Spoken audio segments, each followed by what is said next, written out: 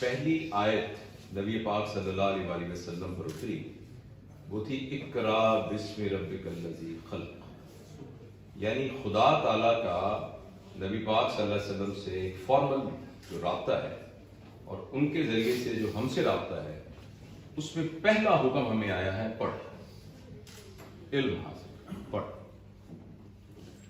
اور یہ میرے خیال کے اندر ایسنس ہے، ابتدائی ایسنس ہے نبی پاک صلی اللہ علیہ وسلم کی ساری تعلیمات کا کہ پڑھ. اور جو علم ہے وہ بنیادی طور پر، ویسے تو بہت ساری اس کی کلاسیفیکیشن ہو سکتی ہیں، لیکن بنیادی طور پر دو طرح کا ہے. ایک وہ علم ہے جو ہماری میموری کا حصہ ہے، ہماری کوگنیٹو ابیلٹیز کے ذریعے کیپچر کیا جاتا ہے. وہ علم ہمارے دماغ کے اوپر ہوتا ہے جس کے ذریعے ہم اچھی تقریر کر سکتے ہیں، اچھا مقالہ لکھ سکتے ہیں، لوگوں کے ساتھ آرگومنٹ کر سکتے ہیں، لوگوں کو کنونس کر سکتے ہیں، لوگوں کو جیت سکتے ہیں آرگومنٹ کے اندر.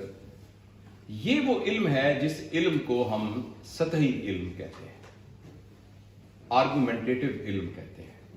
اور ایک علم ہے جو کہ ہمارے ایمان کے ساتھ، ہمارے احساس کے ساتھ، ہمارے یقین کے ساتھ مل کر ایک ایسا مرکب بن جاتا ہے کہ وہ علم سے عرفان کی منزل کی طرف چلا جاتا ہے. عرفان علم سے آگے کی چیز ہے. عرفان ایسی ہے، علم ایسی ہے جیسے کہ آپ نے پڑھا ہوگا، مکسچر کیمسٹری میں پڑھا ہوگا، جس میں دونوں چیزیں الگ الگ رہتی ہیں. آپ کا اندر الگ رہتا ہے اور جو علم ہے وہ الگ اوپر سے تیرتا رہتا ہے. وہ اس کے اندر نفوذ نہیں ہوتا، آپ کے جسم کا حصہ نہیں بنتا. آپ اوپر سے باتیں کر رہے ہوتے ہیں، تقریریں کر رہے ہوتے ہیں آپ لیکن آپ کی زندگی اس سے بالکل مختلف ہوتی ہے. آپ کا اندر نہیں بدلا ہوتا.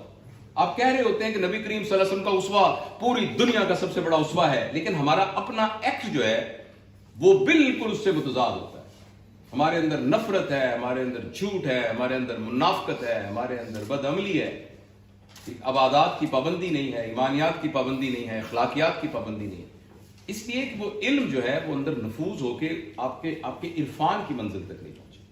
مگر جو اقرا کا حکم ہے، اس اقرا کے حکم کے اندر اس علم کی بات نہیں ہو رہی جو آپ کے نالج کو بڑھا رہا ہے.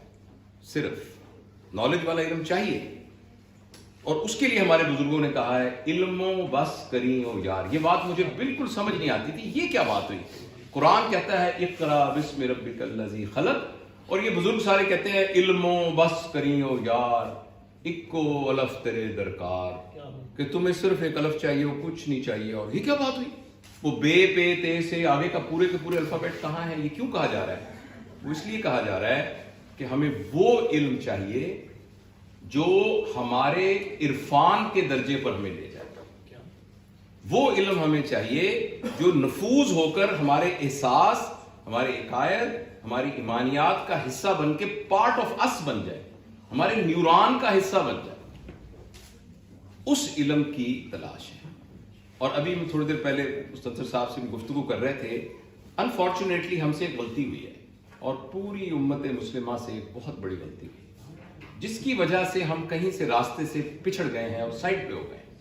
اب ہم بڑے یقین کے ساتھ اور بڑی محنت کے ساتھ اور بڑے ہارڈ ورک کے ساتھ چل رہے ہیں، مگر چونکہ ہماری ڈائریکشن اور ہے تو ہم منزل سے دور ہوتے جا رہے ہیں. جتنی دیکھیں نا، آپ نے جانا ہو کراچی، آپ نے کراچی جانا ہو، لیکن آپ یہ سمجھ رہے ہوں کہ کراچی اسلام آباد کی طرف ہے، تو آپ جتنی مرضی ہر آیت، ہر قدم پر سورہ یاسین پڑھ کے اور نفل پڑھتے اور تسمیہ پڑھتے اور باوضو ہو کر چلتے رہیں، جتنی آپ محنت کرتے جائیں گے اتنی منزل سے دور ہوتے جائیں گے. تو ہم سب سے بحثیت امت ایک بہت بڑی غلطی ہوئی ہے کہ ہم نے اس علم کو جو کوگنیٹو علم ہے دین کا، اس کو اصل سمجھ لیا ہے، اور اس کے ثواب، گناہ اور برکات اور تقدس، اسی کو اصل سمجھا. وہ بھی بہت قیمتی ہے لیکن وہ اصل نہیں ہے.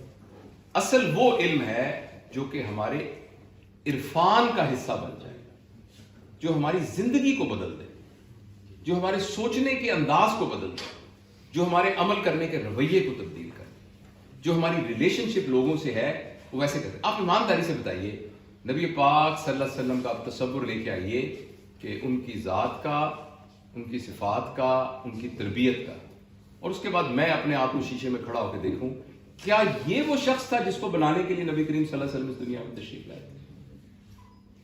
ہم سب یہ سارا ایکسپیریمنٹ کر سکتے ہیں. کیا یہ والے اخلاق تھے؟ کیا یہ والا مزاج تھا؟ کیا یہ والی طبیعت تھی؟ یا اس طرح کا ایٹیٹیوڈ تھا؟ ہم سب نے یہاں کہا کہ نبی وسلم خوش گفتار تھے. کیا ہم خوش گفتار ہیں؟ ہم نے کہا نبی کریم صلی اللہ علیہ وسلم رحمت للعالمین تھے. کیا ہم لوگوں کے لیے رحمت ہے ہمارے دل کے اندر کہ نفرت ہے، کہ کینہ ہے، یہ بغض ہے؟ جہاں موقع ملے دوسرے کی ٹانگ کھینچتے ہیں. کیا ہمارے زبان کے اندر اس طرح کی چاشنی ہے جو نبی پاک صلی اللہ علیہ وسلم ہمیں سکھا کے گئے؟ تو اس لیے میرے پیارے دوستوں اور بہت ہی عزیز اسٹوڈنٹس، میں یہ آپ سے ریکویسٹ کرنا چاہتا ہوں اور آپ کے ذریعے اصل میں اپنے آپ کو سمجھانے کی کوشش کر رہا ہوں کہ ہم سب کو جو ہماری کوگنیٹو نالج اباؤٹ ریلیجن ہے نا، اس کو عرفان تک لے کر جانا ہے. اگر ہماری زندگی نہیں بدلتی تو یہ نالج ٹھیک ہے، یہ نالج ہو سکتا ہے ہمارے لیے ثواب کا باعث ہو، میں اس سے انکار نہیں کرتا، تقدس کا باعث ہو، لیکن جب تک ہماری زندگی نہیں بدلے گی، کیونکہ اللہ تعالیٰ کی مدد نبی پاک صلی اللہ علیہ وسلم کے اعمال کے ساتھ ہے. جو شخص بھی نبی پاک صلی اللہ علیہ وسلم والے اعمال کو اختیار کرے گا، جو اللہ تعالیٰ کی مدد اس سے متعلق ہے، وہ اس کو ملنی شروع ہو جائے گی. اگر نبی پاک صلی اللہ علیہ وسلم نے سچ بولنے کا کہا ہے اور کہا ہے کہ جو تاجر اپنے مال کا نقص بیان کر کے بتائے گا اور پروفٹ کا مارجن کم رکھے گا اور حسن اخلاق کے ساتھ کرے گا اور خریدا ہوا مال واپس لے لے گا بغیر اس کے اور عیب بتا کر اپنی چیز بیچے گا، اس کے کاروبار میں برکت ہوگی. اب یہ جو بھی کرے گا اس کے کاروبار میں برکت ہوگی. اور اگر ہم اپنی دکان کے باہر لکھا ہوا لگا دیں گے کہ نبی کریم صلی اللہ علیہ وسلم نے ہمیں کہا تھا کہ خریدا ہوا مال، ہم لکھ کے رکھیں خریدا ہوا مال واپس نہیں ہوگا، یہ تو نبی کریم صلی اللہ علیہ وسلم نے کہا تھا کہ خریدا ہوا مال تو واپس ہوگا، تو ہم نے لکھ کے لگا دیا ہوا ہے کہ نو، ابھی اذان ہوگی تو نماز پڑھنے جائیں گے، باتیں بھی ہم ساری کریں گے، لیکن نبی کریم صلی اللہ علیہ وسلم کی بات نہیں مانیں گے. اور یہی چیز جو ہے ہماری پوری زندگی پہ منطبق ہوتی ہے. تو میں اپنے آپ سے یہ التجا کرتا ہوں، اپنے آپ کو سمجھانے کی کوشش کرتا ہوں اور اپنے آپ کو بھی یہ کہتا ہوں آپ سارے بھی اپنے دل میں اس کو جھانکیے. آج کے 1 گھنٹے کی اس تقریب سے کچھ نہ کچھ لے کے جانا ہے. ثواب، برکت، تقدس تو وہ اپنی جگہ پر ہے، مگر کیا ہمارے اندر بدلنے والی وہ صلاحیت موجود ہے، یا جس طریقے سے ہم زندگی گزار رہے ہیں ویسے ہی ہماری زندگی گزرتی رہے گی؟